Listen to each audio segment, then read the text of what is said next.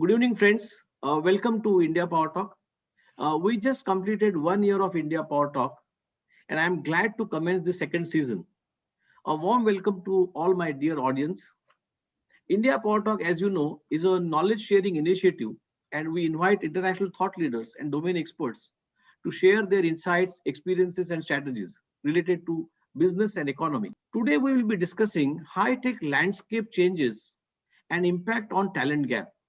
It is singular honor and a pleasure to welcome a guest who has accomplished truly remarkable results in this challenging field, Neelima Parasker, who is the founder, president, and CEO of SnapIT Solutions, a company that provides top quality IT and software development services to companies on one hand and fast track on the job training to professionals on the other.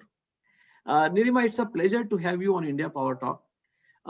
Could you please begin by telling us how you got the idea of Snap IT Solutions in the first place, and what's the core of Snap IT? I started my technology IT career back in 2000. And I've been in major corporations, bigger companies, Fortune 500 companies like IBM, and enjoyed quite a bit of what work I've done.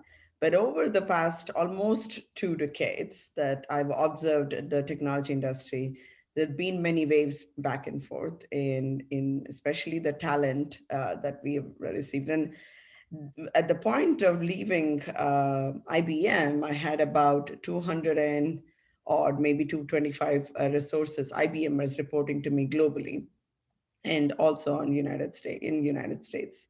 The biggest issue we faced always was talent. There was a lot of money left on the table because resources were not able to get, projects were not getting on time.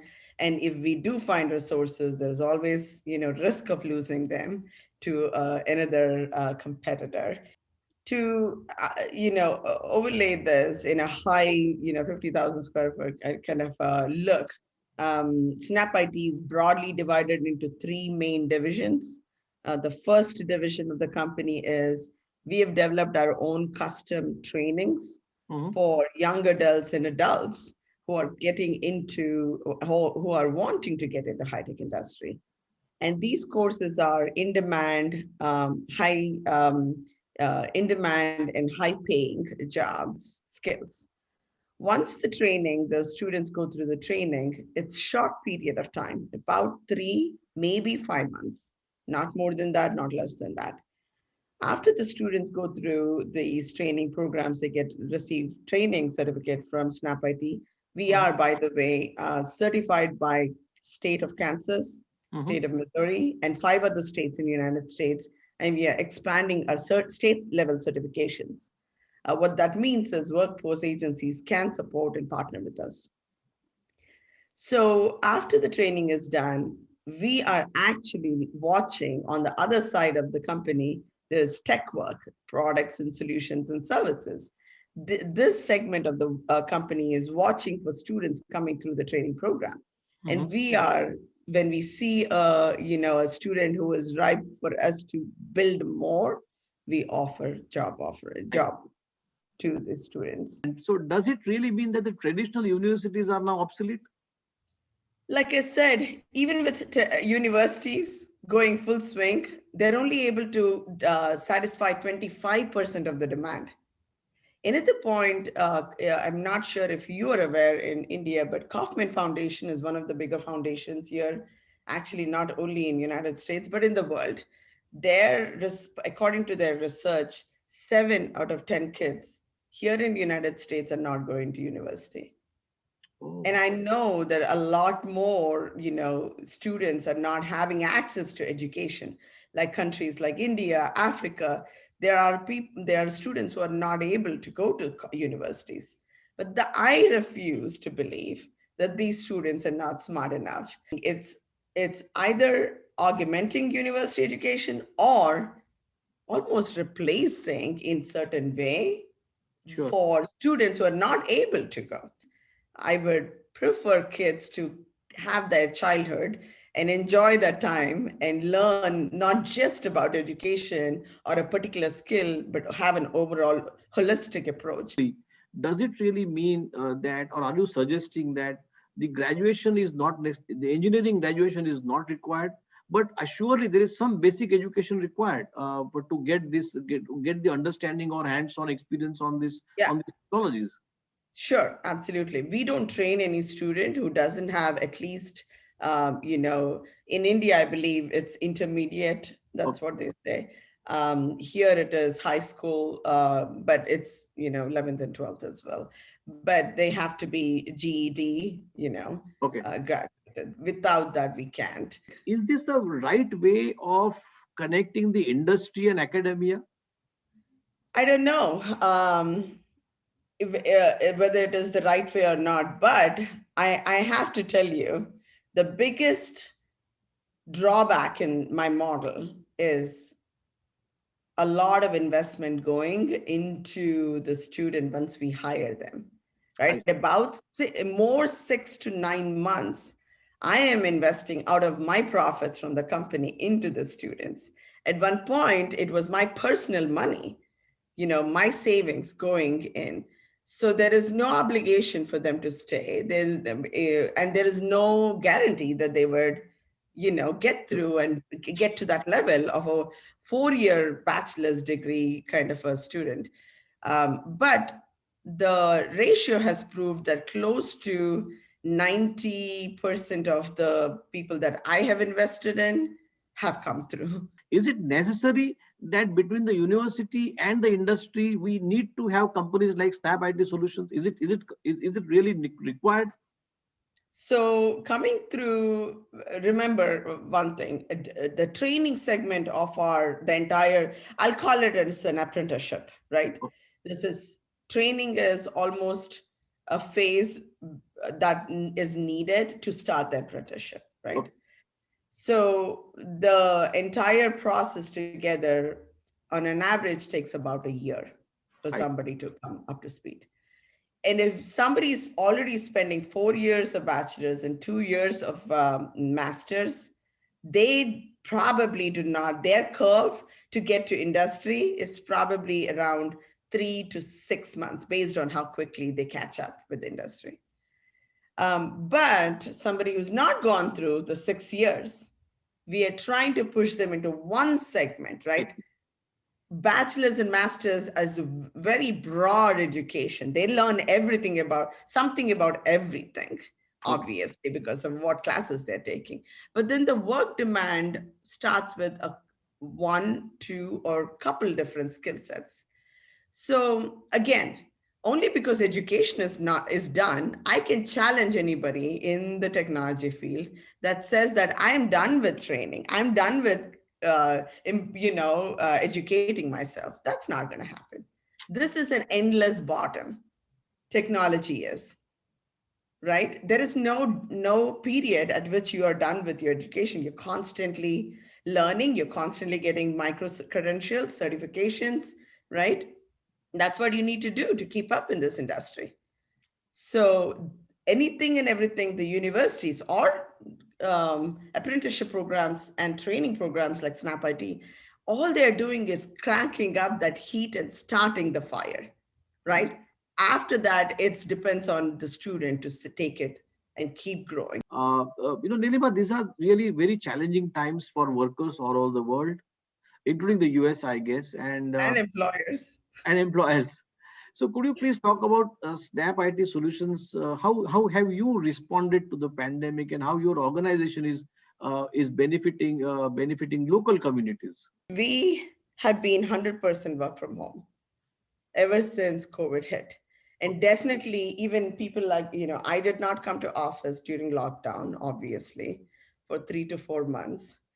And it was tough. It was tough as a business owner to invest so much and, really, and we are a small business. We are not big corporations to start with. Again, employees' health was highest priority, right? The second priority was clients, making sure clients work. Actually, it is about the same. Obviously, clients can never be ignored. There is always, the relevance of clients. And here's the thing, Nitin, the way I think as a business owner for SnapIT, if I take care of my employees, each and every employee of SnapIT will take care of the client. Absolutely. We've worked from home. We had definitely a lot of turbulence last year for about 3 months. And then we started kicking back again, kicking out of that situation. Quarter 4 of 2020, we Yes. made as much of almost all of 2019. Wow. Wow. That's great. There has been a much talk, as I said, about the new normal and how the pandemic will permanently change the way we live and work. I have my doubts. I don't believe that we will be permanent. There will be a permanent change. It's a temporary phase. But what's lasting effect do you anticipate? How much will this really change? So it's been a good stop and reflect moment for people who want to reflect on certain things. And of course, I cannot tell you the emphasis on younger adults, people in their 20s who are used to going out, meeting people. It's hard on them. It's Start on difficult. that. Yes. It's not an easy phase. So what I want, I think the new norm could be is where we are reevaluating what is absolute necessary things to work with, right? What, Nilima, really motivated you to take this bold approach? So, like I said, I've looked at work offshore model through bigger corporations. There is good and bad and ugly in that, right? What I also saw is, or I'm also aware is, um, not every time a resource, like there is so much of wrongdoing in interviews for technology here in the United States. Okay. People are using augmented reality to do interviews. Oh. There is, Oh. yeah, so there is bad ways. We don't know who is real candidate and who is not. Oh. Only till you hire them for 3 to 4 months, then you know, okay, this Absolutely. person doesn't know anything. They're showing fake resumes, they're producing, so going off and starting my company, I said, you know what? I would rather know the people who have no knowledge and grow them Hmm. and have an idea as to what talent they have, then go after the same pool of good resources that everybody wants to fight. Think about this. There is a pond that all animals are coming and drinking, or there is a total barren land. There is a possibility of a spring there, and I took the barrel land route, and I said, I'll clean it up. It'll be probably cheap. Correct. You're right, and I'll take my chances. Maybe I'll hit a spring, and I did hit the spring. So but it's a long process in that sense, right? It's a choice. The only thing I knew is I'm not going to fight for the same water that's going to be exhausted in a couple years. I'm going to take my long route and go after something that I can actually have a good idea to produce more of, and maybe even own that kind of a process.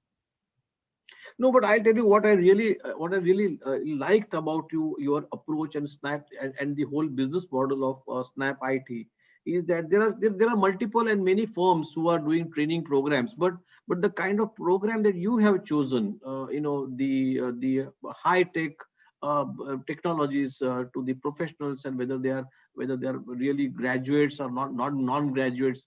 Now, Doesn't matter. doesn't matter. Now, the advantage of this really is that, and I can imagine that, I see there's a huge gap between the technologies, the advancement of technologies, and the companies who are wanting to have those technologies. But at the same time, there are just no people available to work on those technologies. So I think, and the universities on the other hand, going to take their own time to evolve, design the courses, and then implement it. So there's always going to be a complete gap between the education, between companies' demands, between advancement of technologies. So companies like you really fit in perfectly, to my mind, into building the ecosystem. And I guess you are really doing a greater service to the HR function. I would think across the board, if I may, if I have summed up your services correctly. Uh, Now, my question to you is how can a business model like yours be replicated in India?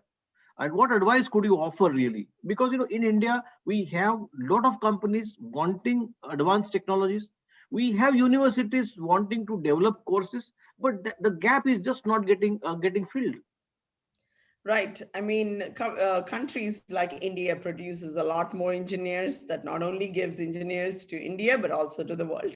I think for countries like India, they need to develop more professional approaches. Once we only stick with one segment of people, but they are producing products for the entire world to use, Yes. imagine what we are trying to do, right? We Yes. are not capturing the actual essence of the user.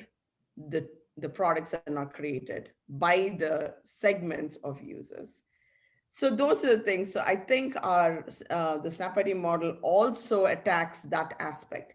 That if I want to say, give a message to anybody in India, either it is employers or employees, look for diversity for employers, Mhm. and for employees, look for ways that you can get in. It's not only the set form. This is a road, and that's the only road that will take you to destination. You know, then that maybe that road is not built for you. What would be your message to women, the girls in India? They have two choice in front of them. One is either to take a traditional engineering degree or master's degree or MS degree, or just pursue the academics and then try their hands in companies. Or should they be bold enough? Should they just chase their mind and heart and try to get this kind of trainings on advanced technologies and pursue their career? What would be your advice to them? So never tell yourself, maybe I can't do it. Never tell yourself that if you feel like you can do it, go for it. Because you know what? The support system will break on you. I am almost guaranteeing you this. No Mhm. matter how good that support system is, no matter how much they support you, in future, that support system will break. But Mhm. that's when your legs need to support you. Your intention, your perspective that this is what I want, I'm not giving up. Once you head, even without their support, they'll come around. And that is where you need to find out. So it doesn't matter if you want to do education and go that route, that's also fine. But Right. don't tell yourself that there is an employer out there, if I get engineering, I'll get employed. I don't think so. It's going to change pretty soon. Great. Uh, Thanks, Neelima. So thanks for your valuable time and insight. It has been really a pleasure talking to you. Thank you, Nitin. I appreciate it.